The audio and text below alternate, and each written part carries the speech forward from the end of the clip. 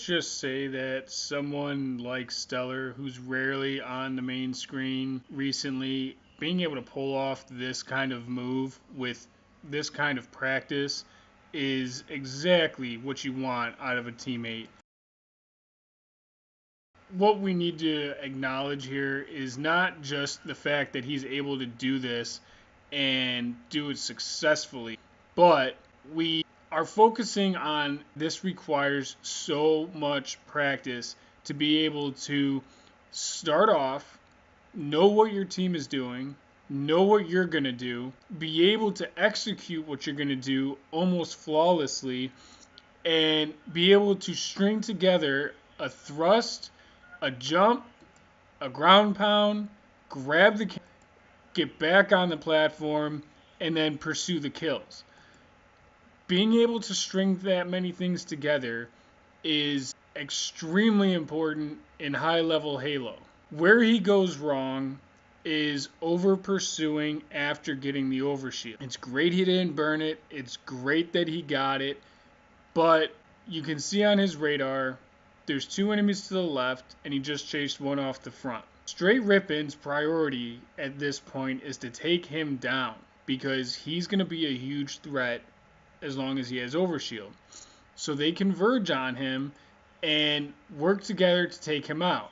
They get shots from the guy underneath, he gets shots from the guy on top, then they both pursue him to take him out and get that kill. He doesn't necessarily know who's going to attack him where and when. After you get a power up like an overshield or like a camo, you want to put it to use to 100% of its capacity, but when you over pursue, when you get overzealous with the camo, you make yourself visible and you die quickly if you make a mistake. With the overshield, when you over pursue, even though you have a advantage, once you pick it up, you can see right there that he had no shots in the person that was shooting him, but the person did quite a bit of extensive damage to him. So all they have to do is draw him in, decoy him, and force him to challenge, use their teammate to manipulate him and take him down. Now, when it comes to overshield as an enemy, taking a trade when killing the overshield is the next best thing to getting the kill.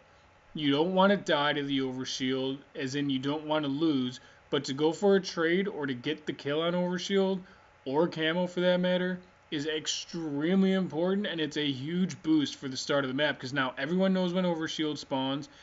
The enemy, in this case Team Liquid, for Str8 Rippin, is not going to be running around with a power-up for any length of time, because 5 seconds into the match, overshield is gone. It's washed. So now Str8 Rippin can focus on other things. They can focus on the strongholds and whatever other weapons are available on the map. Great job by Str8 Rippin. It looks like that was Renegade that took him out. It was a great job for them to decoy as well as to attack at the right time and take out overshield. However, it was a really great job by Stellur to have this so well planned, so well practiced, and so well thought out that he executed the overshield grab pretty much flawlessly and was able to come out on top. And even though he did trade kills, he still got a kill to open the match with the overshield. So he had perfect opening and great execution after. A lot of people are starting to do similar openings like this with the overshield, largely because of seeing plays like this from players like Stellur. We're going to go with Penguin on Eden on Strongholds against Str8 Rippin.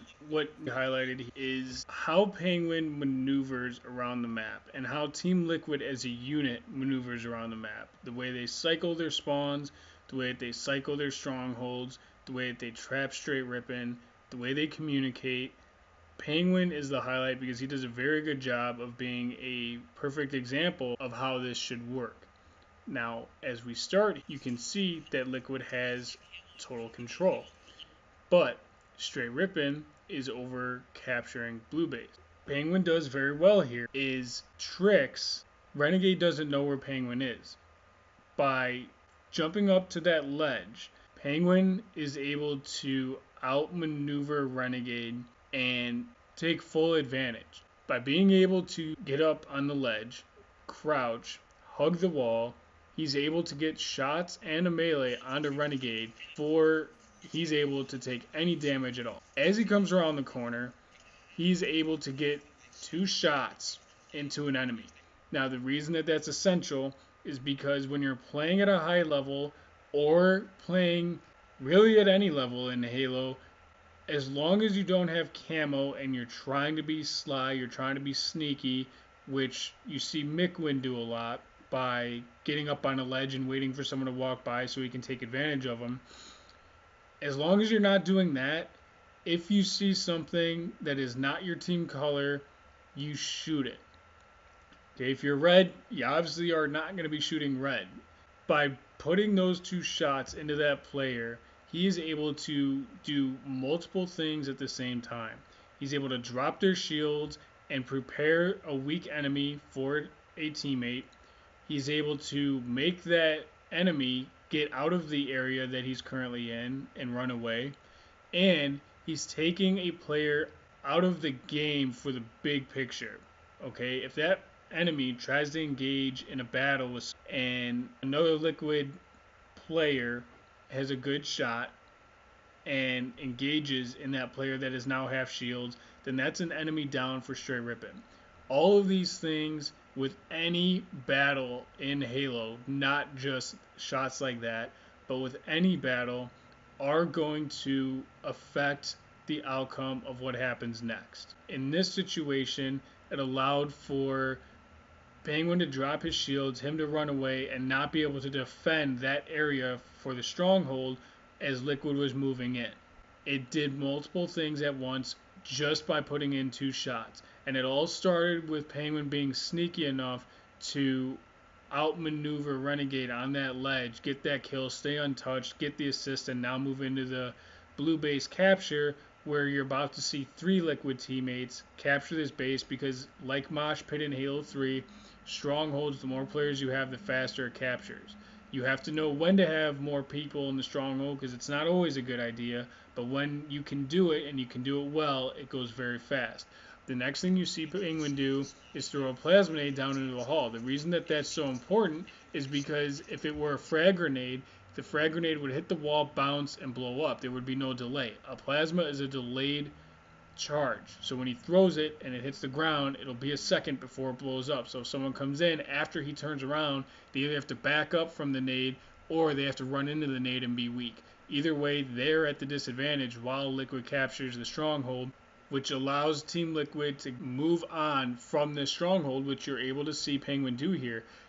At just over 75% captured, Penguin starts to move out because he has other teammates in the stronghold. He doesn't need to stand there. They're too far along for Str8 Rippin to come in and have a big enough impact that they're going to stop that stronghold capture all of a sudden. They spawn on the other side of the map. When you have total control in strongholds, your job is to cycle those spawns. Okay?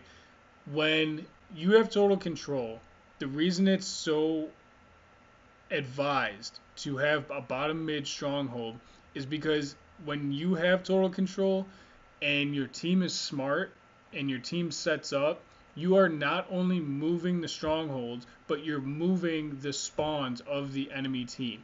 As long as all of Liquid is on blue side, Str8 Rippin's going to spawn red side. That will force Str8 Rippin to try and capture red stronghold, red base, and it will allow for Liquid to cycle through the map, as you're about to see Penguin do, and push in on that stronghold, which is also their spawns. It leaves Str8 Rippin at a huge disadvantage because they have to capture a stronghold if they want to stay in the game, and it traps their spawns because if they're in there capturing the stronghold, then the new spawns for Str8 Rippin can't spawn elsewhere either. They can't spawn at blue side. It's a spawn zone, and that's the way Halo works. So by being able to cycle total control, they recapture a stronghold, get kills, block spawns, trap spawns, cycle to another stronghold, they block spawns, they trap spawns, and they keep going. And they do a very good job of it. And up until this point in the tournament, this is what Str8 Rippin was doing. They were doing this against other teams on Stronghold, on Flag, on Slayer, and they were doing it extremely well. They didn't do as well, as you can see. They're already down 2 games, and they're going to go down 3 games after this. But Str8 Rippin's been playing extremely well as a unit, as a team, and they just didn't do as well in this match. But overall, they were doing extremely well. They got caught in this match, and Liquid is basically doing what you see Str8 Rippin doing in the other reviews. What's good about what Penguin does right here by maneuvering through this area is that he doesn't go to the overshield platform. You see so many players come out here with Sniper on Empire, and they go all the way to the left. It gives you a bigger viewing angle to go all the way to the left. However, it also gives the enemy a nice big clean view of you as well. So by being able to go into the middle like that, if someone comes over the fan here, then he can prepare for it, and if he's at a disadvantage, he can dodge around the engine right there to be able to stay alive or get away. If you go all the way out to the left, you can't do that. You're vulnerable no matter what you're doing. So he does a very good job of playing this smart. Now, because he sees an enemy die, or a teammate die, he also knows that now there's an enemy somewhere in that vicinity. So he moves out to get a better view to see if he can see them. Now, he doesn't just move out, he jumps, because if someone is on the stairwell to the right, or they're on the other side of the fan here, by jumping, he'll have a better view of them. And if they engage in battle, he can thrust while midair, which will throw off their shot as well. It's all very good, clean movement, which I'm slowing down in review, but is actually processing for these people because they practice this so much. So again, you guys have to practice this if you want to get better. If you want to know what these guys are thinking, I'm trying to make these reviews so that you guys can understand it, but so that you can understand that in a 15-minute review of a minute of gameplay, that 15 minutes is going through their mind. It goes through my mind when I'm playing every few seconds, which is expanded into these 12, 15-minute reviews, and that's all through practice. Okay, it's through practice with your team, practice as a solo player of getting better, knowing the maps, knowing the weapons, knowing what's what and where things are. So if you think you're good enough, but you don't practice, or you think you're good enough, but you can't outshoot 9 out of 10 people, you're not good enough. As he's making his way around here, he doesn't see anyone over there by the fan, by the stairs, so he starts moving back to the middle. Whether he gets a call out or whether he hears someone is beside the point right now, because he knows that there's now not someone over on the other side. Capturing the stronghold solo is dumb. When you're spawn cycling and when you're stronghold cycling, you have to maintain composure as a team. If that means not capturing the stronghold for 5 seconds while you take out the enemy and you regain your formation as a team, that's more important, because you're going to be much stronger to move in as a team, which will then bring your team spawns closer to you, which will then allow you to move out and keep cycling. But if you move in solo, and then you all get spread out sporadically around the map, you can't spawn grab, you can't cycle as a unit, and you're likely to suffer the consequences for it. So by pulling back, not moving in, he's able to assist taking this guy out, and then with his teammate at his back, he's able to move in. And by continuing to shoot like that, he's able to keep that enemy at bay. And you're able to see that his teammate is able to finish off that kill very nicely for him as he comes out of the attic ramp there. So he doesn't have to worry about that guy. Right there, he sees him dead. So, okay, let's all move back into the stronghold here. In which case, bam, 3 of our teammates are in this stronghold. Just like I mentioned, where he's spawn cycling it, okay? And there's a difference between spawn blocking, trapping, and grabbing. When you're spawn grabbing, you are pulling your team spawn to you. You're pulling an area, a safe area for your team to spawn. Spawn cycling is pushing the enemy spawn around the map where you want, which coincides with spawn blocking. Okay, spawn blocking can be individual or it can be a team. When you are spawn blocking as an individual, you're just trying to block an area, but they can spawn around you.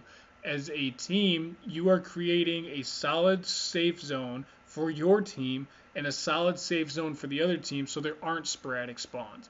Now, the advantage that they have here in cycling spawns and cycling strongholds is that they have captured the stronghold and they are going to reset the pit because they're cycling around the map in their formation. So, again, going back to not having to worry about the middle stronghold because you're going to run through that anyway, whether it's Plaza, whether it's Rig, or whether it's Eden.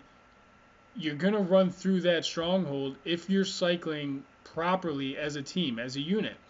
And what's so great about spawn cycling and stronghold cycling as you move through the map is that when you are set up and you are set up proper, you're going to have teammates above you, you're going to have teammates on the same level as you, you're going to have teammates below you on some maps. And what that does is it allows, in this instance, for Penguin to try to assist that first kill. The guy falls. He's able to get the middle angle, middle level shot on the guy in the window and kill him. And then this guy jumps out on the low level and he's able to get enough shots to him that all his teammate has to do from above is put a single drop shot into him and he's dead.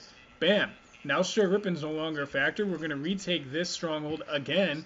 And he moves out again before it's captured because they already have it captured. You don't need to stay in there for the last 1/10 of a second or half a second, however you want to think about it.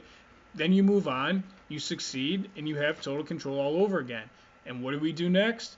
That's right, we're going to spawn and stronghold cycle through the other side of the map.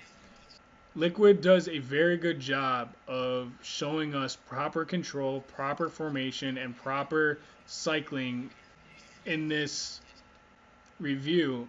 And though it's rare that I get to highlight Penguin, as a team, they did a very good job, and he did a good job as a teammate throughout this.